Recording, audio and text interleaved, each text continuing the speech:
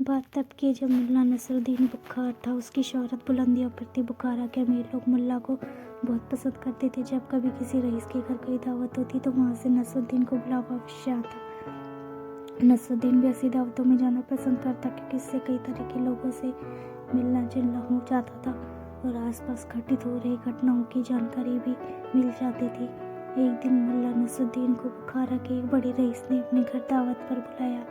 Rice के घर पोते ने जन्म लिया था। पोते के जन्म से रईस बहुत खुश था। रईस ने बड़ी शान से पोते के जन्म का जश्न मनाने का फैसला किया था, इसलिए दावत में हर तरह के पकवान का इंतजाम उसने किया। इस फैसले के साथ ही उसने इस दावत में बुखारा के सभी नामी गिरामी लोगों को बुलवा भेजा था तथा मुल्ला नसरुद्दीन जैसे लोगों से खुद मिलकर गुजारिश कराया था कि वे इसके घर दावत में जरूर आए। दावत के समय जब मुल्ला नसरुद्दीन रईस के घर पहुंचा, उस समय तक रईस के लगभग सभी अतिथि वहां आ चुके थे। अतिथियों के बीच मुल्ला नसरुद्दीन अपनी पतली लंबी दाढ़ी और नोकदार टोपी के कारण सबके आकर्षण का केंद्र बना हुआ था। लोग चौकड़ियों में बड़ी बातें कर रहे थे। रईस के आग्रह पर दावत प्रारंभ हुई। दावत के दौरान रईस ने अपनी दौलत का हर संभव प्रदर्शन किया था। सोने की थाली, चांदी के कटोरे, सोने के चम्मच का दावत के दौरान भरपूर उपयोग हुआ था। मुल्ला नसरुद्दीन के आगे आने वाली पांत में भोजन करने के लिए एक नीली शेरवानी वाला आदमी बैठा था। मुल्ला ने देखा कि उसने सोने का एक चम्मच जिसके पेट पर हीरे चढ़े थे अपने बाएं हाथ से उठाया और इधर उधर देखते हुए इस चम्मच को चुपके से शेरवानी की बाई जेब के हवाले कर दिया। यह काम इसने इतनी चालाकी से किया था कि उसकी इस हरकत का पास बैठे लोगों को भी अंदाजा नहीं लगा।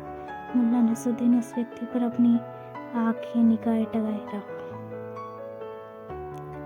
जब पांत में बैठे लोगों का भोजन समाप्त हो गया तब मुल्ला नसरुद्दीन अपनी जगह से उठा और अपनी दाढ़ी सहलाता हुआ बड़े ही नाटक ढंग से बोला, अजीज दोस्तों, मैं मुल्ला नसरुद्दीन हूँ।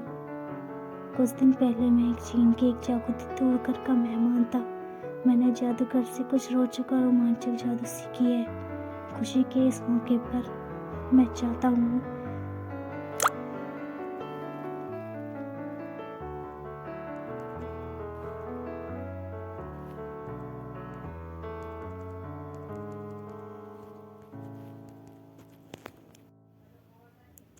कि आप लोगों को अपना जादू दिखाऊं। लोगों को भला क्या ऐतराज हो सकता था। सबने एक स्वर से मुल्ला नसरुद्दीन को जादू दिखाने के लिए कहा। मुल्ला नसरुद्दीन ने अपनी थाली से सोने का चम्मच निकाला और सबको दिखाते हुए कहा, दोस्तों देखो, ये मैंने अपनी चम्मच अपनी शेरवानी की बाई जेब में रखी। अच्छा बताओ चम्मच कहाँ है? सबने कहा आपकी शेरवानी की बाई जेब में। मुल्ला ने इत्तेफाक से कहा, गलत।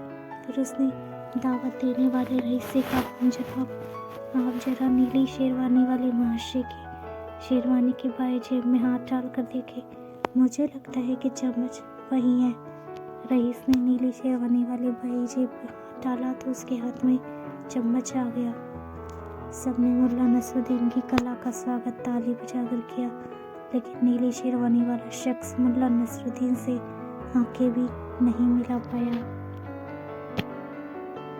दोस्तों, अगर ये कहानी अच्छी लगी हो तो चैनल को लाइक और सब्सक्राइब कीजिएगा ताकि इसी तरह की और स्टोरीज आपको मिलती रहें। Thank you so much for watching. Thank you once again. Keep watching, keep subscribe, keep follow.